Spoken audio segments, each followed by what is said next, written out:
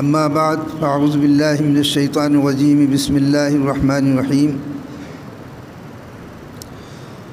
وضرب اللہ مثلا قریۃ کانت آمنۃ مطمئنۃ یأتیہا رزقها رغدا من کل مکان فکفرت بانعم اللہ فاذاقها اللہ لباس الجوع والخوف بما كانوا يصنعون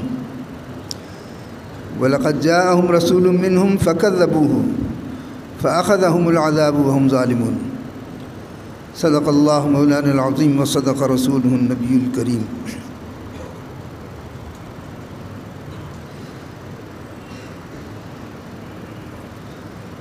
الحمدللہ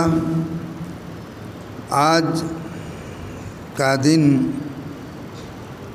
جمعہ کا جو خداوند تعالیٰ کی طرف سے ہر ہفتے رحمت اور برکت کا دن بن کر آتا ہے، گناہوں کی معافی کا دن بن کر آتا ہے،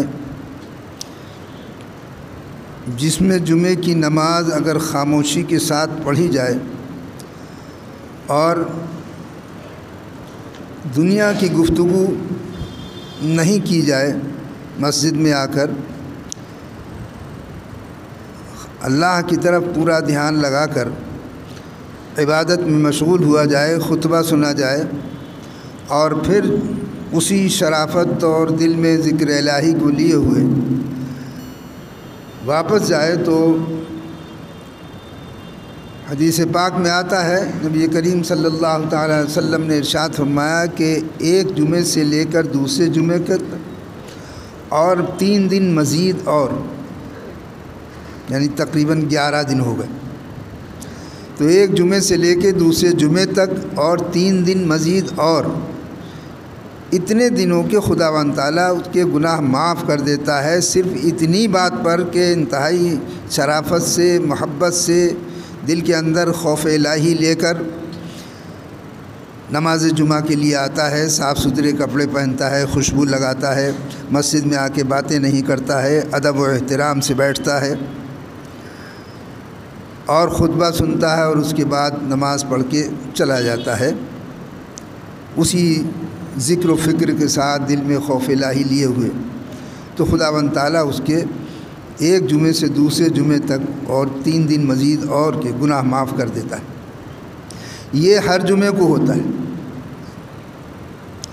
آج کا جمعہ بطور خاص خداوند تعالیٰ کے فضل و کرم کا ہے کہ آج کا دن بھی خداوند تعالیٰ کی فضل و کرم اور مہربانی کا دن ہے، اور آنے والی رات جو ہے وہ بھی فضل و کرم و مہربانی کی رات ہے۔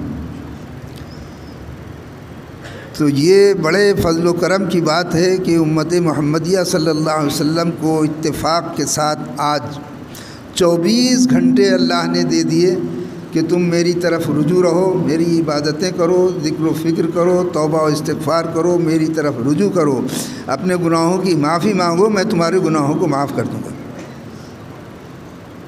24 گھنٹے دے دیے گئے، جمعے کا دن اور جمعے کی رات، اور کثرت سے درود شریف پڑھنا چاہیے، اس لیے کہ حضور اکرم صلی اللہ علیہ وسلم نے ارشاد فرمایا کہ جو شخص جمعے کی شب میں جو گزر چکی، جمعے کی رات اور جمعے کے دن جو مجھ پر کثرت سے درود پڑھتا ہے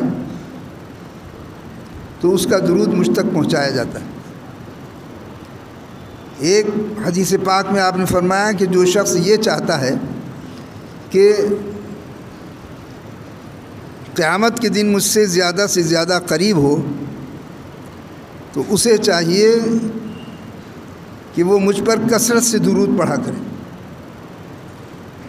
تو درود پاک کی کثرت انسان کو دنیا کے اندر بھی ترقی کا باعث ہوتی ہے، گناہوں کی معافی کا سبب ہوتی ہے، آخرت کے درجات کی بلندی کا سبب ہوتی ہے، اور حضور اکرم صلی اللہ علیہ وسلم کا اسے قیامت کے دن قرب حاصل ہوگا جو اس چیز پر پابندی کرے گا۔ تو آج اتفاق سے ہم کو دن اور رات ملا ہوا ہے کہ ہم اس میں یہ مہینہ توبہ اور استغفار کا ہے، گناہوں سے معافی کا ہے، لیکن ہمارا طریقہ جو ہے وہ وہ ہو گیا کہ وقت جب ہمارے اوپر پڑتا ہے تو ہم بلبلاتے ہیں، اور توبہ اور استغفار کے لیے بہت تھوڑا سا وقت، بس ایک ہی دن یا ایک ہی رات کرنے کے بعد، اور پھر اس کے بعد صبح سے پھر انہی برائیوں میں مبتلا ہو جاتے ہیں جن سے ہم توبہ کر کے آئیں۔ رات میں جن سے توبہ کری، اگلے دن سے بھول جاتے ہیں کہ ہم نے توبہ کری ہے اور استغفار کری ہے، خدا سے معافی طلب کری ہے، اور اگلے دن سے پھر وہی برائیاں شروع ہو جاتی ہیں۔ یہ طریقہ کار جو ہم نے بنا رکھا ہے، یہ ہمارے لیے نہایت نقصان دہ۔ آج کے جو حالات ہیں اور جتنی جو پریشانیاں آ رہی ہیں، یہ صرف اور صرف اسی وجہ سے۔ دیکھیے، زمین وہی ہے، آسمان وہی ہے، رب تعالیٰ وہی ہے، اس کی رحمتیں وہی ہیں۔ اگر ہم ایسا لباس پہن لیں، سردیوں کے اندر ایک جیکٹ آتی ہے جس کو آپ لوگ کیا کہتے ہیں، ونڈ چیٹر۔ ونڈ چیٹر کیا ہوتا ہے کہ آپ نے پہن لیا تو آپ ہوا سے بچ گئے، اب آپ کے بدن کو ہوا نہیں لگے۔ ایک لباس آپ نے اوپر سے نیچے تک پہن لیا، واٹر پروف، معلوم ہوا کہ آپ اس کو سر سے لے کے اور نیچے تک، گلے تک، نیچے تک پہن کے چلے گئے۔ اب آپ کو بارش میں آپ چلے جا رہے ہیں، نہ چھاتا ہے نہ کچھ ہے، اور آپ اپنے محفوظ، آپ کا بدن محفوظ ہے، بارش سے محفوظ ہے۔ تو خداوند تعالیٰ ہمیں معاف کرے، ہم نے گناہوں کا وہ لبادہ پہن رکھا ہے کہ جس سے مغفرت بھی ہمارا ساتھ نہیں دے پا رہی، ہماری خرابی ہے۔ ہم ذمہ داری ہے کہ اس گناہ کے لبادے کو تار تار کر کے پھاڑ کے پھینک دیں، اس کو توبہ اور استغفار کی اتنی کثرت کریں اور اتنے اخلاص کے ساتھ کریں، خداوند تعالیٰ کے سامنے روئیں اور گڑ گڑائیں، تاکہ وہ ہمارا گناہوں کا لباس جو ہے ہمارے اوپر سے چھٹ جائے اور تار تار ہو کے گر جائے۔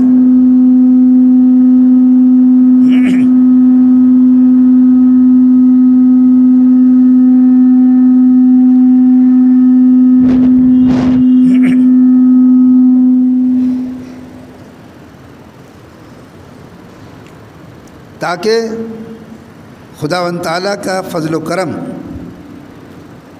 ہمیں حاصل ہو۔ خداوند تعالیٰ نے تو وعدہ کیا ہے،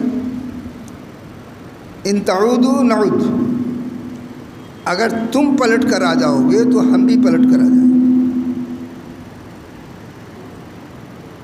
تم پلٹ جاؤ گے تو ہم بھی پلٹ جائیں گے۔ تو اس کے لیے کوئی دقت اور دشواری نہیں ہے، اسے کنٹرول کریے۔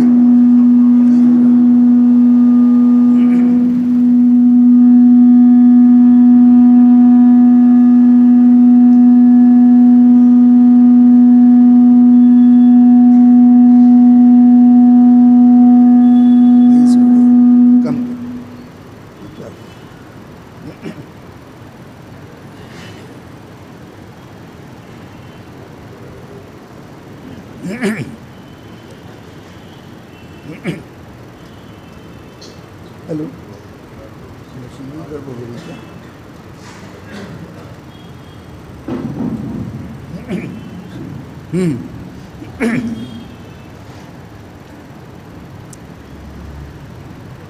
تو ہمیں توبہ اور استغفار کی کثرت کرنا چاہیے۔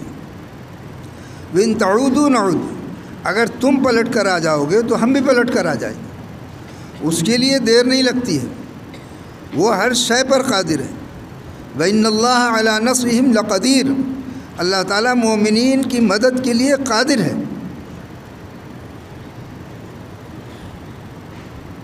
ہم نے ہی اپنے آپ کو پیچھے کر رکھا ہے۔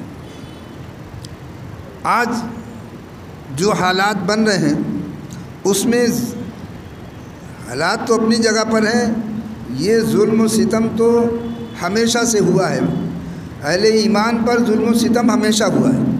اس سے تو آپ کہیں کہ صاحب ہم بالکل بھلے چنگے رہیں گے، اور ہمیں ہماری طرف کوئی ظالم دیکھے گا نہیں، ایسا نہیں ہے۔ ظلم تو ہوگا لیکن ایسا نہیں ہے، اس میں ہمارے اپنے ہی اعمال کو دخل ہوتا ہے زیادہ تر، جس کی وجہ سے ہمیں یہ پریشانیاں اٹھانی پڑتی ہیں۔ خداوند تعالیٰ نے تو وعدہ کیا ہے وَلَوْ كَثُرَتْ وَأَنَّ اللَّهَ مَعَ الْمُؤْمِنِينَ، ظالموں کی کتنی ہی کثرت ہو، اللہ مومنین کے ساتھ رہتے، لیکن ہم ایمان والے تو بنے، ہم تو گناہ والے بنے ہوئے ہیں معاذ اللہ۔ اللہ اپنی پناہ میں رکھے، ہم ایمان والے نہیں بن رہے، عمل صالح والے نہیں بن رہے، ہم تو گناہ والے بنے ہوئے۔ تو یہ تو اللہ نے وعدہ نہیں کیا، اللہ نے تو وعدہ یہ کیا ہے کہ ان اللہ یحب المتقین، اللہ تقوی اختیار کرنے والوں کو پسند کرتا ہے۔ ان اللہ مع المتقین، اللہ تقوی اختیار کرنے والوں کو، گناہوں سے بچنے والوں کے ساتھ ہوتا ہے۔ وان اللہ مع المؤمنین، اللہ تعالیٰ مومنین کے ساتھ ہوتا ہے۔ تو ہمیں ایمان، عمل صالح، تقوی اختیار کرنے کی ضرورت ہے۔ آج دنیا میں جو خرابی ہو رہی ہے، ہم اپنی خرابی بتائیں۔ اب سے 10-15 سال پہلے گورنمنٹ، ہمیں خوب یاد ہے، جن لوگوں کو یاد ہوگا اگر گورنمنٹ کی ملازمت میں ہے تو انہیں اچھی طرح پتہ ہوگا کہ آفیسز میں ہم اپنی خرابی بتا رہے ہیں۔ چھٹی جمعے کے 1 گھنٹے کے لیے چھٹی دی جاتی تھی آفس میں کہ جاؤ جمعے کی نماز پڑھ کے آئے، اور اس میں کوئی باس پرس نہیں ہوتی تھی، نہ ڈیوٹی کٹتی تھی نہ پیسہ کٹتا تھا، بلکہ ان کو مسلمانوں کو یہ ایک اسپیس دیا جاتا تھا 1 گھنٹہ کہ جا کے نماز پڑھ کے آ جائے۔ اس وقت کیا کیا ہم نے کہ آفیسز سے لوگ اٹھ کے گئے، اور اس کے بعد 2-4 آدمی نماز کو گئے، اور باقی 10-15 جو کچھ بھی ہوتے تھے ہر آفس سے اٹھ کے آئے، معلوم ہوا وہ کینٹین میں بیٹھ گئے، اور وہ 1 گھنٹے تک اپنا گپ شپ لڑا رہے ہیں، نہ نماز کے نہ روزے کے، گپ کر رہے ہیں۔ اس کو تو انہیں کیا، آفیسر نابینا تھوڑی تھے، آفیسر اندھے تھوڑی تھے، انہوں نے یہ دیکھا۔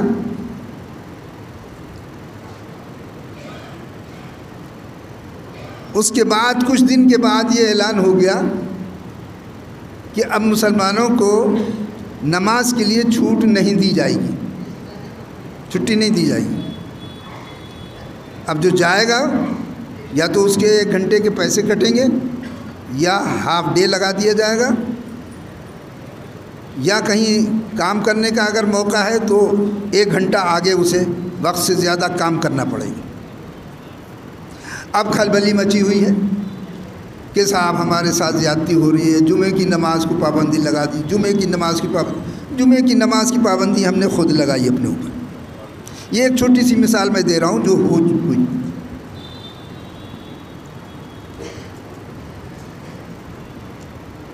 ہم نے اپنے کھانے کے نظام کو خراب کیا،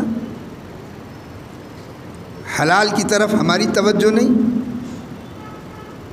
بے حیائی کی طرح کا ہم نے لبادہ پہن لیا۔ آج لباس کا اور حجاب کا تماشا بنا ہوا ہے۔ یہ جو کورٹ نے فیصلہ دیا ہے یہ اس کی غلطی ہے۔ قرآن کریم کے اندر حجاب کے سلسلے میں واضح آیات موجود ہیں۔ تو یہ تو جج صاحبان کو مطالعہ کرنا چاہیے، قرآن کریم کا مطالعہ کرنا چاہیے، اچھی طرح سے اسے پڑھنا چاہیے۔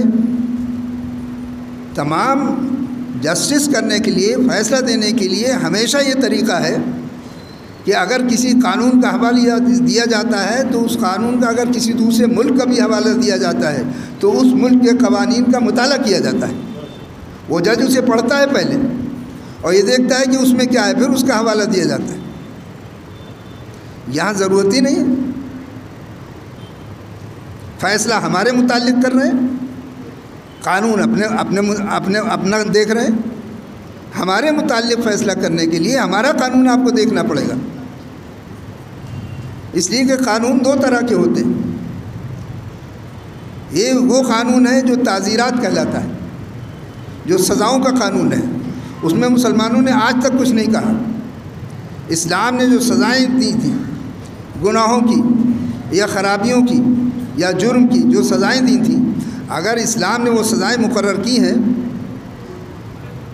تو سزائیں دینے کا حق چونکہ حکومت کو ہے، چاہے وہ اسلامی ہو غیر اسلامی ہو۔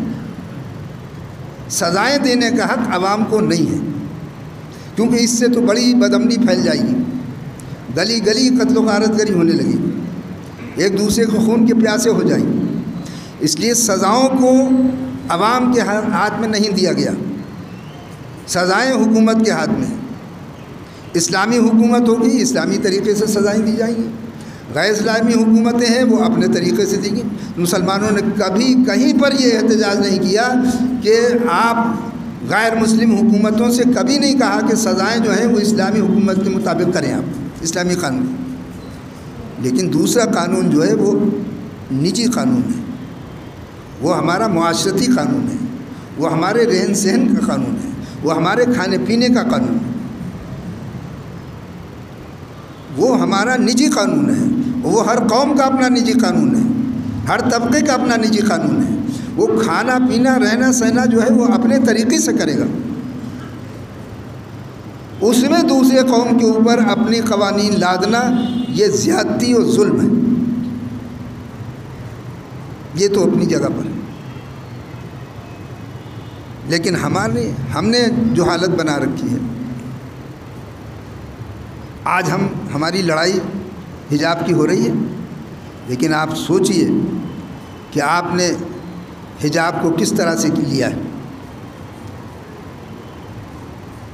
چند لڑکیاں یا کچھ جہاں جن کو غیرت اسلامی تھی وہ اپنا لباس پہنتی تھیں، لیکن لباس اور حجاب یہ تو ہر مومن عورت کے لیے ہے، خالی اسکول میں پڑھنے والے کے لیے تھوڑی ہے، بازار میں جانے والے کے لیے بھی ہے، محفلوں میں جانے والے کے لیے بھی ہے، پارٹی اٹینڈ کرنے والوں کے لیے بھی ہے، شادی بیاہ کی محفلوں میں جانے کے لیے بھی ہے۔ وہاں آپ دیکھتے ہیں کیا حالت ہے، ہوتا ہے کسی کے سر پہ دوپٹہ، ہوتا ہے کسی کے لباس صحیح۔ آخر یہ قانون کس نے توڑا؟ ہماری لڑائی تو ان سے اس لیے ہے کہ انہوں نے ہمارے قانون کو تبدیل کرنے کی کوشش کری ہے، اس کے لیے ہم لڑے ہیں، لڑتے ہیں، لڑتے رہیں گے، اور وہ غلط ہیں ان کو غلط کہتے رہیں گے، ان کو بتاتے رہیں گے کہ تم ہمارا قانون پڑھو۔ لیکن دوسری شکل جو ہے کہ ہمارا کام ہے عمل کرنا۔ یا ایھا الناس کلوا من طیبات ما رزقناکم، اے لوگوں حلال رزق کھاؤ، واعملوا صالحا، اور نیک عمل کرو۔ ہمیں اپنا جائزہ لینا چاہیے، ہمیں اپنے گھروں کو سنوارنا چاہیے، ہمیں اپنے بچوں کی تعلیم و تربیت اسلامی کرنا چاہیے، دوسرا نہیں کرے گا۔ بڑی مشکل یہ ہے، آپ اپنی دینی تعلیم آپ کو اپنے گھروں میں کرنا پڑے گی، دوسرا ذمہ دار نہیں ہے آپ کا۔ اسکولوں میں آپ بھیج رہے ہیں بھیجیے، لیکن دینی تعلیم و تربیت آپ کو اپنے گھر میں کرنا پڑے گی، اور گھر میں تربیت و تعلیم کے لیے آپ کو خود عمل کرنا پڑے گا۔ آپ کی ماؤں کو دوپٹے کے ساتھ رہنا پڑے گا اگر بچوں کو عادت ڈالنی ہے تو۔ اب جب تک مائیں اپنی تربیت صحیح نہیں کریں گی، بچوں کو تربیت کہاں سے آئے گی؟ جب تک ہم دین اسلام نہیں سیکھیں گے، دوسروں کو کہاں سے سکھائیں گے؟ تو یہ خرابی ہماری ہے، ہمیں اپنی خرابی کو دور کرنا پڑے گا، عمل صالح کی طرف ہم کو آنا پڑے گا۔ ورنہ تو اللہ تعالیٰ نے فرمایا کہ ان اللہ مع المؤمنین، اللہ مومنین کے ساتھ ہے۔ اللہ نے کہیں نہیں فرمایا ہے، نہ حدیث شریف میں کہیں آیا ہے کہ اللہ بے حیا لوگوں کے ساتھ بھی ہے، کہیں نہیں ہے ایسا۔ اللہ حرام کھانے والوں کے ساتھ بھی ہے، ایسا کہیں نہیں ہے۔ اب وہ چاہے مومن ہو یا غیر مومن ہو، اللہ ان کے ساتھ نہیں ہے۔ یہ ہمیں اپنے اندر یہ تبدیلی لانی پڑے گی، یہ تبدیلی لانی پڑے گی۔ اگر یہ تبدیلی ہم نہیں لائیں گے، طلاق کا مسئلہ ہے، مثال کے طور پہ پچھلے دنوں کتنا طلاق کا مسئلہ اٹھا۔ سوال یہ ہے، آپ میراث کے لیے، لے پالک کے لیے آپ اس قانون کے پاس جاتے کیوں ہیں جہاں آپ کو معلوم ہے کہ ہمارے خلاف فیصلہ ہوگا؟ آپ کیوں جاتے ہیں؟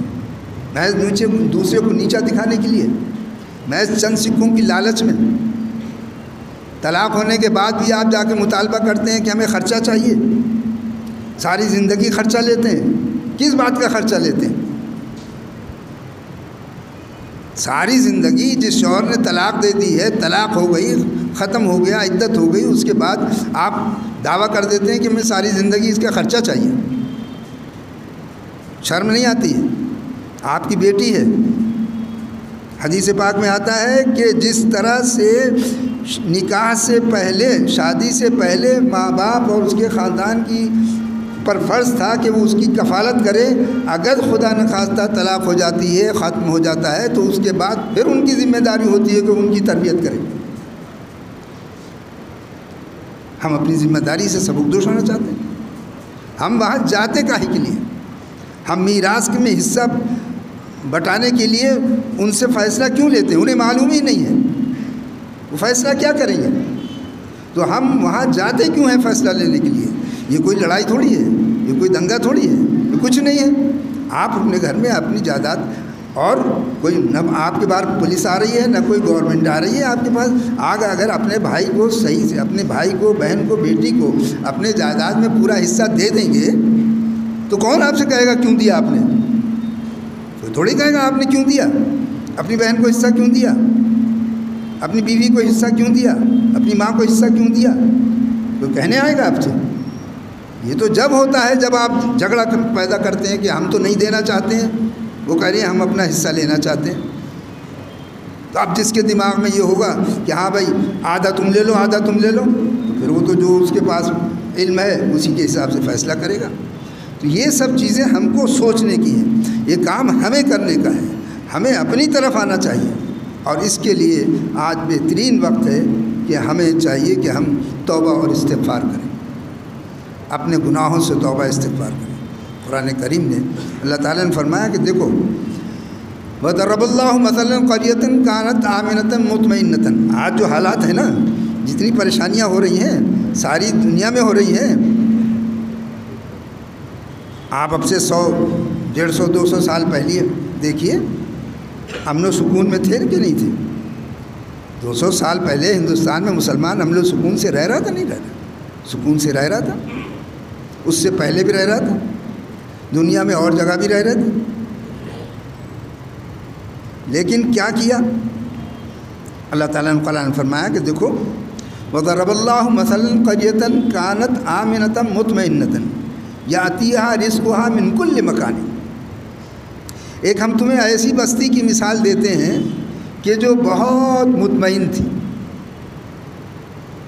جس کے پاس چاروں طرف سے رزق فراوانی سے آ رہا تھا، عیش میں کٹ رہی تھی، عیش کی زندگی ہو رہی تھی، خوب کھا رہے تھے، پی رہے تھے، سب طرف سے رزق آ رہا تھا۔